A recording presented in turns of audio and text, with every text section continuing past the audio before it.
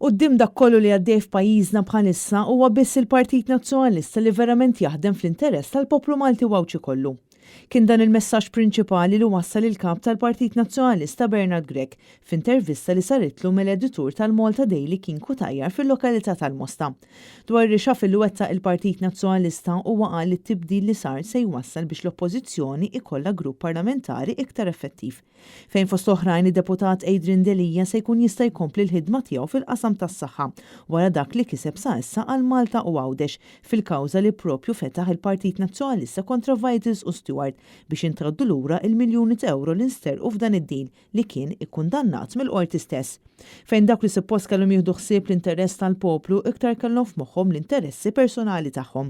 Mela nħallu l-Prim Ministru jikkontrolla l-Avukat tal-Istat għax li kien għal-Prim Ministru ma jridx iġib l-400 miljun tal-poplu, dak qed iħares l-interessi tal-poplu, qed inħarsu l-interessi tal-poplu, aħna, illi li kieku ma kienx għalina ma ġewx l-isptarijiet, li kieku ma ġewx għalina ma jiġux il-miljuni, li kieku ma jkunx għalina f'dan il-pajjiż, dan il-gvern jibqa' dej romblu minn fuq kulħadd. Bernard Grech qal li pajjiżna għandu gvern li m'għandux direzzjoni u pjan fejn f'10 snin erdu pajjiż fosthom fl-infrastruttura. Meta nkunu fil-gvern se nkunu qegħdin nagħmlu l-affarijiet kif suppost, nagħmlu pjanijiet kif suppost, nimplementaw l-affarijiet kif suppost, nkunu qegħdin nagħmlu l-enforcement meħtieġ. Dwar il-problema tat-traffiku l-kap tal-Partit Nazzjonalista qal li huwa importanti li jkun hemm netwerk tat-toroq li tkun waħda effettiva u effiċjenti.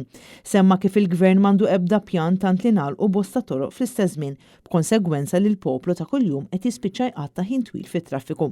Apparti dan hemm ukoll il-problema ta' kwantità kbira ta' karozzi fit-toroq Maltin. U għalhekk il-Partit Nazzjonalista għandu numru ta' proposti anke għal dan is-settur. Inkun qegħdin investu iktar għal shared ukoll use of transport. Apparti sistema ta' transport pubblika konna tkellimna anke tajna soluzzjonijiet fejn jidħol il-trackless tram. Imma rridu wkoll nindirizzaw b'mod kreattiv. Dwar is-sitwazzjoni fis-settur tal-edukazzjoni fosthom dwar il-ftehim kollettiv, Bernard Grech qal li għandna gvern li qed jimpika mal-ħaddiema fejn fost oħrajn qed ibatu l-istudenti u l-edukaturi stess.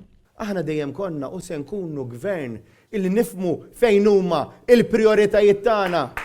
Mhux inħallu lil min jingħata ġob fantasma u jieħu l-eluf tal-poplu u mbagħad m'għandniex flus biex tinnegozjaw ħanżidu l-kondizzjonijiet tal-għalliema. Dwar is-saħħa mentali Bernard Grech qal li bħala pajjiż għandna nħarsu lejn din il-problema b'mod holistiku. Dan huwa gvern li jsilu 10 snin u nofs iwiet fost oħrajn. Sptar mentali ġdid. Chris Fern sar ministru in the meantime. Spiċċa minn ministru, se joħroġ mill-politika lokali u l-isptar mentali ġdid għadhom lanqas jafu la fejn se jagħmluh u lanqas għamlu l-pjanti tiegħu. Bernard Grech qal li għall-Partit Nazzjonalista kull bniedem għandu jkollu d-dinjità li tixraqlu. Saħaq li f'pajjiżna għandna noħolqu ekonomija li tagħmlilna l-ġid fejn fil-waqt li l-abbuż qatt m'għandu jkun aċċettat irridu nindirizzaw ikoll il-problema. Se jkun il-Partit Nazzjonalista li jindirizza l-ixu tal-overpopulation f'pajjiżna billi joħloq setturi ekonomiċi ġodda u nattiraw il-kwalità f'pajjiżna ħalli nkunu verament destinazzjoni ta' kwalità. Dwar l-elezzjonijiet ta' Ġunju li ġej u għammel appell lil dawk kollha li verament iridu jaraw differenza f'pajjiżna. Jekk inti tħobb il-pajjiżek, ivvota lil Partit Nazzjonalista. Jekk inti tħobb il-lokalità, ivvota lil Partit Nazzjonalista.